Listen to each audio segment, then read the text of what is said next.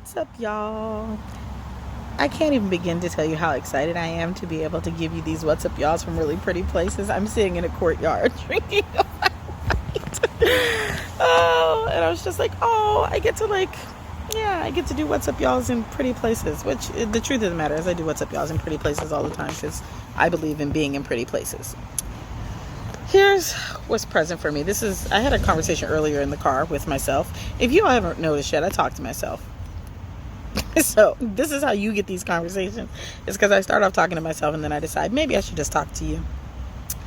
And so maybe that conversation that I was having in the car with myself will come back, but this is the one I'm having right now. Is that we don't understand. We only understand pain from the depth of the well from whence we've experienced it. And I think that we forget that. And I think there is something in that is transformative for all of us in our journeys in how to be more equitable and just human beings. Because here's the deal. I think I had this conversation with my therapist once, and my therapist was talking about, it might have been my astrologer. I can't remember. But the conversation was about a person who had it was a white man, and he didn't get into the school of his dreams, right? He got rejected from the school of his dreams. And he was in therapy working through that rejection for a long time. It was massive for him. It was so impactful in his life. It was really incredibly painful. And for him, in the context of his existence, it was the biggest thing. Now, that is because the well of his pain, right, the well of his experience is a different well than the well of someone who has more marginalized identities, or someone whose marginalization is experienced differently, right? And so there's this way in which we want to one size it all when we talk about this idea of oppression Olympics and these sorts of things, right?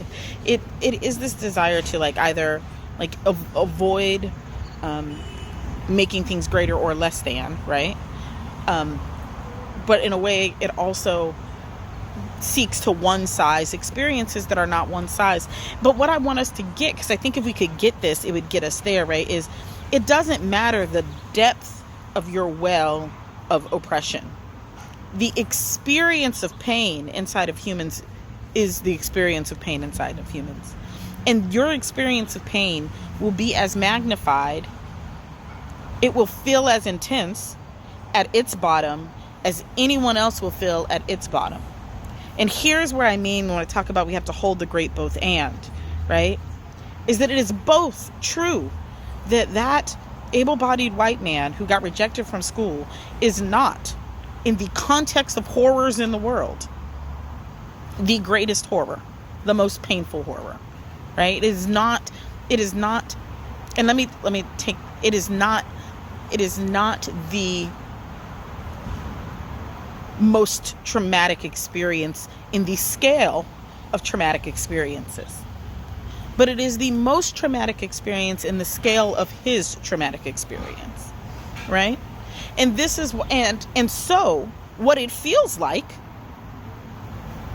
because he's not in a connection with the whole wide world, he's in a connection with his experience, is it feels like the most traumatic experience. When you go to the therapist and you talk to your therapist, if you are in therapy, or even if you're not in therapy, when you think about the most traumatic thing that happened to you, you are not thinking about it in the context of all the traumatic things that are available to happen in the world. Because it's your experience, right? And so you fill it with the depth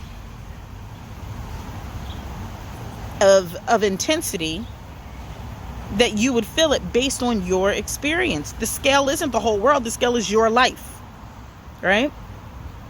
And so when we orient to the world only through the lens of our life, Like, and that's the problem. That's the challenge, is that people have such a difficulty orienting to the world beyond the scale of their life. Because if we're in it from the scale of your life, you're right. Whatever it is the biggest thing, because it's the biggest thing for you. And so I'm going to take it back to and operationalize it inside of the conversation with Meghan Markle, because that's the conversation we're having right now, right? Is in the scale of Meghan Markle's life, perhaps, based off of just her life, right? This experience of having, the royal family, deny her protection and,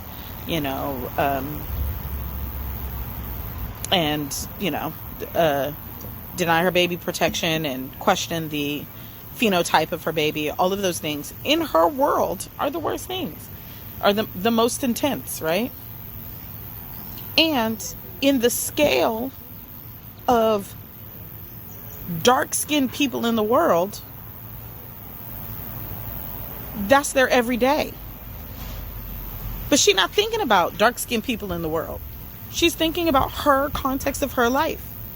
And this is why it is important in the work of justice that we got to get outside of the I, me. This is why the notion of individualism has got to be disrupted inside of us, because if we do not disrupt the notion of individualism inside of us, then our experience is only ever judged by the depth of our well.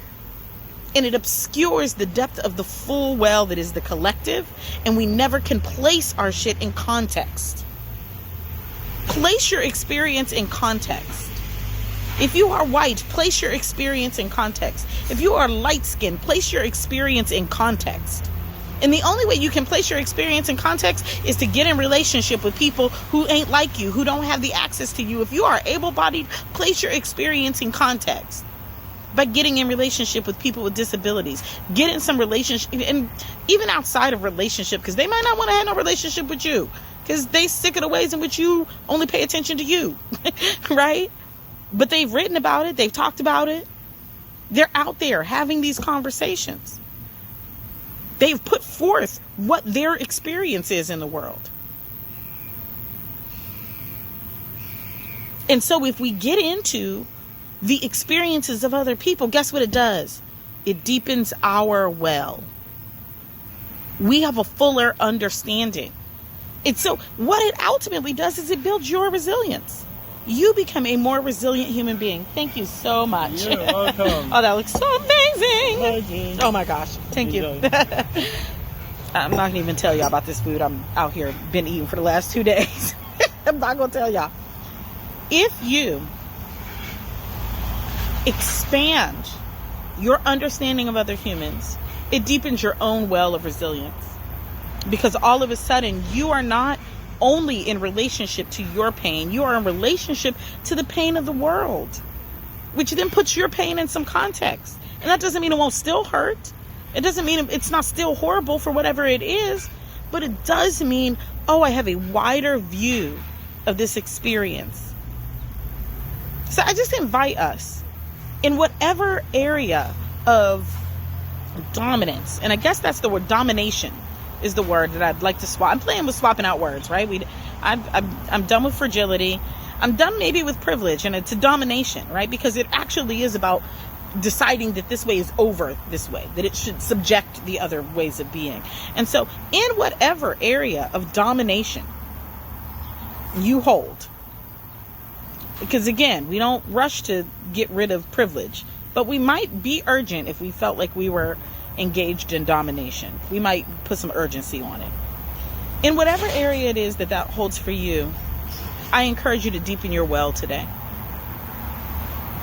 to expand the context of your understanding of human suffering so that you might contextualize yours and show up in a different way, a more compassionate and just way, in a more radically loving way. Bye.